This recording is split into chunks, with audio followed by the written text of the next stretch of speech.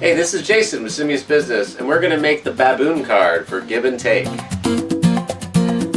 So I already did sketches of the Baboon, but I did this years ago when I still had paired dancer cards.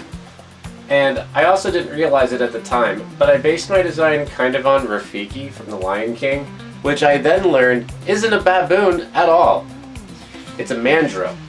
So we're going to have to do a new design. What's nice about mandrills is that they're very colorful and exciting, which is why Rafiki is modeled after one. But baboons, most of them look boring.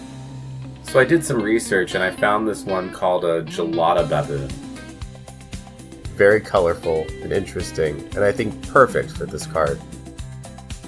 So on my monitor I have some reference images of ballerinas in various poses that I'm using to kind of get inspiration on what poses I want to use. Alright, I think we got some good options. So this one is kind of whack. This one's interesting, very dynamic, a lot of forced perspective. This one's pretty typical, but I'm worried about how thin it's going to be in frame. This one's good, but it looks a little wonky. I like this, but I think maybe we're just going to go with this guy.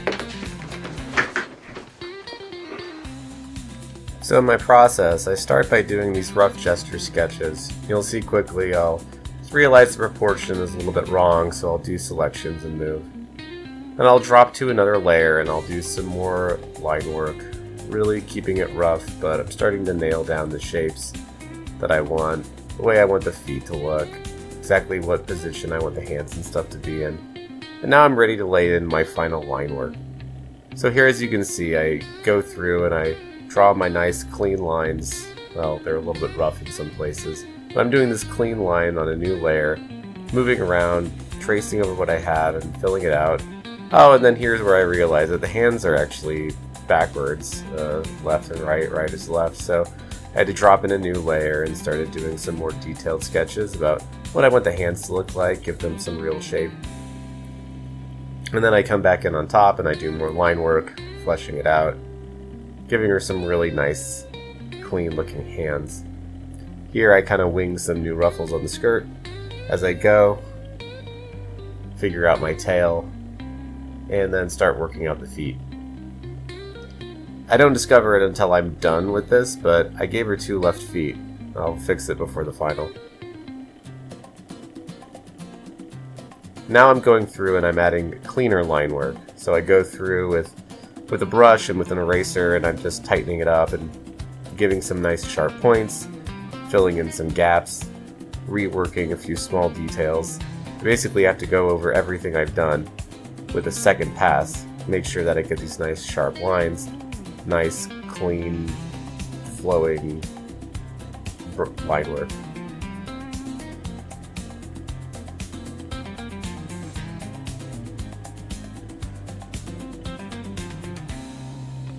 It's pretty time consuming, but I think the results speak for themselves.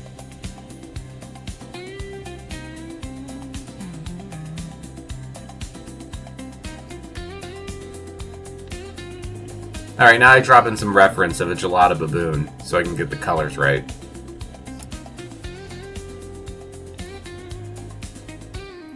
I also have a trick where I go through and I fill the lines in with the same colors and then do a light opacity on top.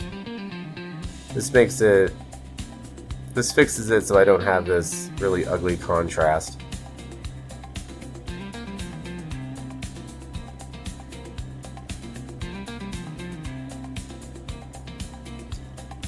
The fur patterns on this particular baboon are really interesting, and I kind of struggled with wanting to keep it a simple cartoon style, or if I wanted to go in and add a lot of detail, and I ended up kind of striking a balance in the middle. So here you can see I'm filling in lights and darks to try to emulate the complex fur patterns, and then I'm laying in the white fur that's down around the chest. But it felt like the division was way too stark. So then I decided to come in and start splashing in some lines to sort of blend the color layers together. And and then even down and up the arms and down the legs. And then I took a smudge tool and I started blending them in.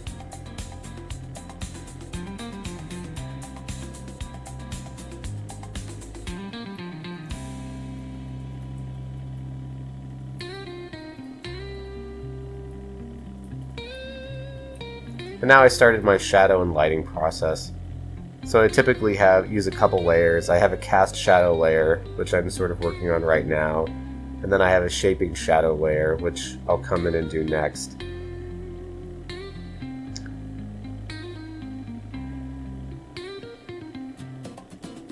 Once I've kind of gone through and I've sort of defined all of the cast shadow and shaping shadows, you'll then see I'm going to layer in another hot highlight line.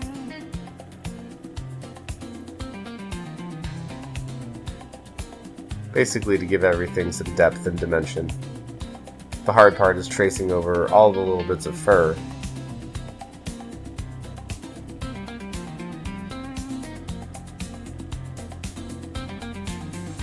Then I take a look and I realize I need some more contrast in some places. And then I do a soft layer. It's an overlay layer where I take my lights and darks that I have already and I just kind of overlay it on top and then do some additional painting. And then bam, done.